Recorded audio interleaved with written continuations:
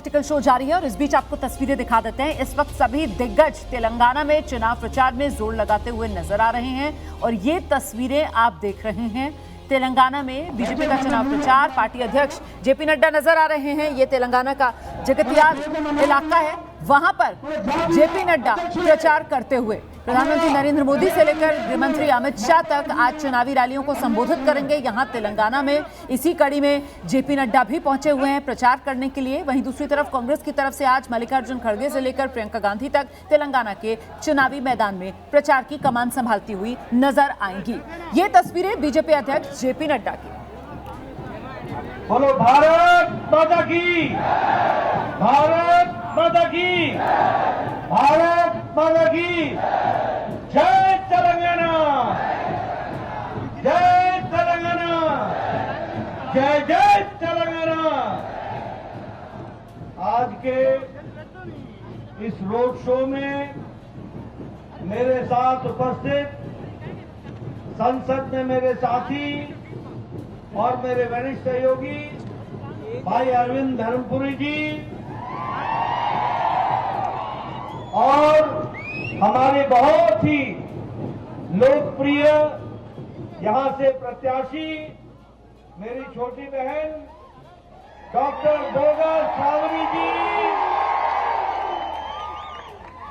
और यहां पूरे जोश के साथ इतनी बड़ी संख्या में आए हुए रोड शो में मेरे जगत्याल के देवी और सज्जनों, भाई और बहनों और मेरे नौजवान साथियों, आपके तो तेलंगाना में जगत्याल में आप देख रहे थे बीजेपी अध्यक्ष जेपी नड्डा को और इस बीच छोटे से ब्रेक के बाद आगे एआईएमआईएम के अध्यक्ष असदुद्दीन ओवैसी का धमाकेदार इंटरव्यू। जेपी नड्डा को आप देख रहे थे। तेलंगाना के चुनावी मैदान में असदुद्दीन ओवैसी की पार्टी ताल ठोक रही है। एआईएमआईएम के प्रमुख हैं असदुद्दीन ओवैसी। उन्होंने एबीपी न्यूज से एक्सक्लूसिव बातचीत की है जिसमें बीजेपी और कांग्रेस दोनों पर ओवैसी जमकर प्रहार कर रहे हैं। ओवैसी ने कहा एआईएमआईएम और बीआरएस के साथ तेलंगाना की जनता है। राहुल गांधी हिंदुत्व का कार्ड खेल रहे हैं, इसीलिए मुसलमानों के मुद्दे चाहे ट्रिपल तलाक हो, मॉब लिंचिंग हो, उस पर वो कुछ नहीं बोलते हैं। ओवैसी का यह भी कहना है कि बीजेपी का राष्ट्रवाद डुप्लीकेट है। एबीपी न्यूज संवाददाता आशीष के साथ असदुद्दीन ओवैसी की एक खास बातचीत देखिए। चुनाव प्रचार आखिरी दौर में है और सारे राजनीतिक दल और उसके स्टार कैंपेनर्स अपनी पूरी ताकत झोंक रहे हैं। तेलंगाना के चुनाव में 30 तारीख को मतदान होना है। सर, क्या लगता है क्या होगा इस चुनाव में, क्या है माहौल? देखिए, हमको तो ये लग रहा है कि ज़मीन तो एमआईएम पार्टी के साथ है और मामू के साथ भी ज़मीन है, मगर पुकारा दूसरों का बहुत हो रहा है। तो जब तक ज़मीन पे आपकी पकड़ रही और पुकारे से कुछ नहीं होगा, मगर ज़मीन पर तो ये हमको अब नज़र आ रहा है। अब तो 2 दिन रह गए हैं, अब सब पार्टी आखिरी कोशिश कर रहे हैं आवाम का एतमाद जीतने के लिए, आवाम तक अपनी बात को पहुंचाने के लिए, ताकि वो उनके हमारी पार्टी के उम्मीदवारों के हक़ में वोट में तब्दील हो जाए। तो ये नज़र आ रहा है हमको। आपने करीब 25 दिनों में 50 से ज़्यादा पैदल दौरे किए हैं और ऑलमोस्ट 50 के करीब ही हम मान के चलें तो आपकी पब्लिक मीटिंग हुई है। आपके 9 कॉन्स्टिट्यूंसी में आप कॉन्टेस्ट कर रहे हैं। आपको क्या लगता है हैदराबाद में क्या होगा? आपका गढ़ माना जाता है हैदराबाद, एमआईएम का गढ़, ये कंटिन्यू होगा? नहीं, इंशाअल्लाह ताला हमारे साथ जो एमएलएज हैं, वो सीटें हैं, वो दोबारा हम जीतेंगे इंशाअल्लाह। और 2 एडिशनल जो सीटें हैं इंशाअल्लाह हम उस पर भी कामयाबी हासिल करेंगे। उसी के लिए पूरी कोशिश की जा रही है और मुझे यकीन है कि इंशाअल्लाह आवाम जो है अल्लाह के फजल व करम से हमारे साथ ही है और रहेगी और हमको अपनी दुआओं से वोट से नवाज कर इन 9 सीट पर हमारे उम्मीदवारों को रुकने असम्बली मुंतखब करेगी। आपने जिक्र किया सर केसीआर, आप जिनको मामू कह रहे हैं अपने स्पीचेस में, अपने बातों में, उनकी जीत पक्की है। कांग्रेस की जो है हवा की जो बात हो रही है वो सिर्फ हवा में है, आपका ये मानना है? कांग्रेस कहीं भी टक्कर में नहीं है, ये आप मानते हैं? नहीं, मैं ये नहीं कह रहा हूँ। मैं ये कह रहा हूँ कि ज़मीन से जो जुड़े हुए लोग होते हैं तो ज़मीन उनकी होती है। अब जो पुकार रहे हैं तो वो अलग है बात है, मगर कोई भी चुनाव किसी के लिए भी ऑकवर्ड नहीं होता, ना मेरे लिए ना किसी के लिए, चाहे वो पंचायत का चुनाव हो, ज़िला परिषद का हो, सरपंच का हो, एमएलए का हो, एमपी का हो।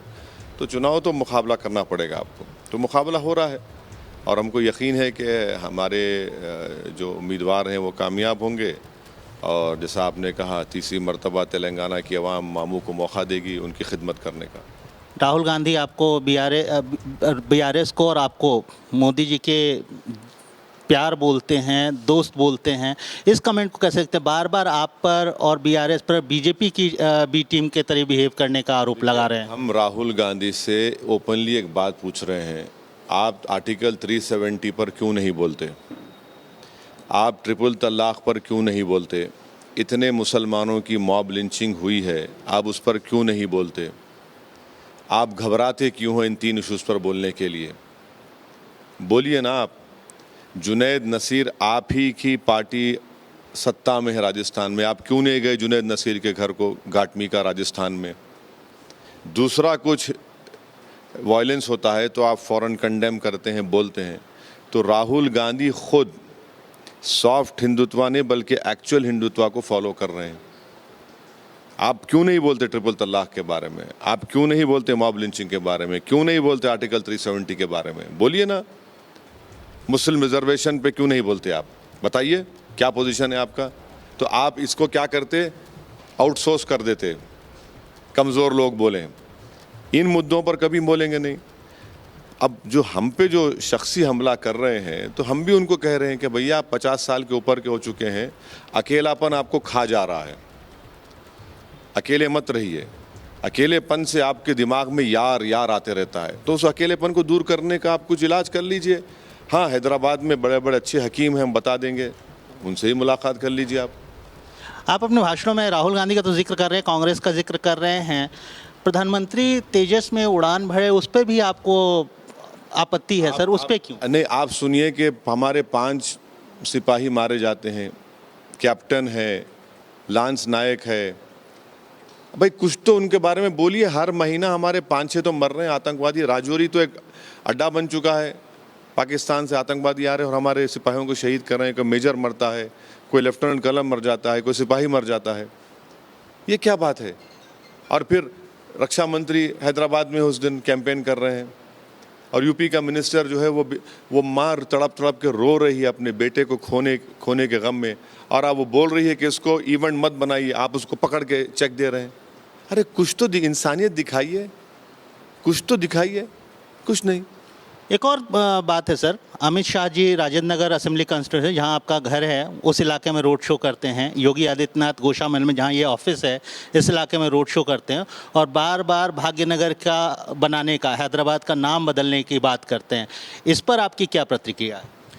नहीं, देखिए, मेरा घर मेरा ऑफिस का सवाल नहीं है। सवाल ये है कि एक चुनाव हो रहा है, कोई भी आकर प्रचार कर सकता है, हम किसी को रोक नहीं सकते और चुनाव फ्री एंड फेयर होना चाहिए।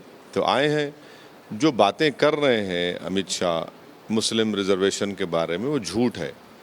तेलंगाना और आंध्र प्रदेश में जो मुस्लिम रिजर्वेशन दिया जा रहा है वो रिलीजन के ऊपर नहीं है, वो उसका एक एम्पेरिकल एविडेंस है सोशल एजुकेशनल बैकवर्डनेस का। और जो मुसलमानों में जो बैकवर्ड कास्ट हैं उन्हीं को मिल रहा है, जो अपर कास्ट उनको नहीं मिल रहा है।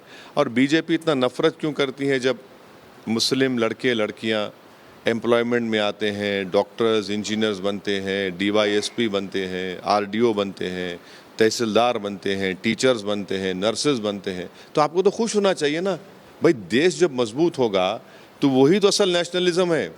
आपका तो नेशनलिज्म बिल्कुल डुप्लीकेट है। हैदराबाद या भाग्यनगर सर?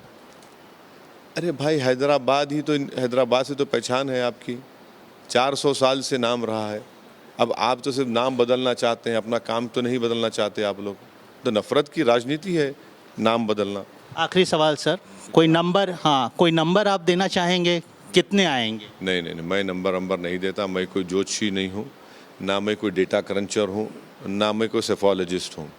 और भैया ये डेटा क्रंचर सेफोलॉजिस्ट से हम तो इंतज़ार कर रहे हैं कि कब पोलिंग हो जाए। हर एक दिन में कोई ये देता है, कोई देता है, तो हमको नहीं मालूम। हम तो अपनी कोशिश कर रहे हैं और जो थोड़ा बहुत सियासी तजुर्बा है जो ज़मीन से हम देखते हैं उसकी बुनियाद पर हम ये कह रहे हैं। तो ये थे हमारे साथ असदुद्दीन ओवैसी। इनका साफ मानना है जनता जनार्दन 3 तारीख को 3 दिसंबर को जिस दिन चुनाव के वोटों की गिनती होगी उस दिन अपना फैसला सुनाएगी। कैमरा पर्सन विकी के साथ आशीष, एबीपी न्यूज़ हैदराबाद। जैसे ही घड़ी का काटा दोपहर 2:30 पे आए, बबीता जी का दिल सास बहू साजिश के लिए मचल जाए। और ये है इनकी बहू, पूरे दिन ऑफिस की टेंशन हो जाए गॉन जब ये करें अपना फेवरेट शो फ्री टाइम पे ऑन। इनकी तरह आप भी देखिए अपना फेवरेट शो अपने टाइम पर और डाउनलोड कीजिए एबीपी लाइव ऐप अपने स्मार्ट टीवी पर।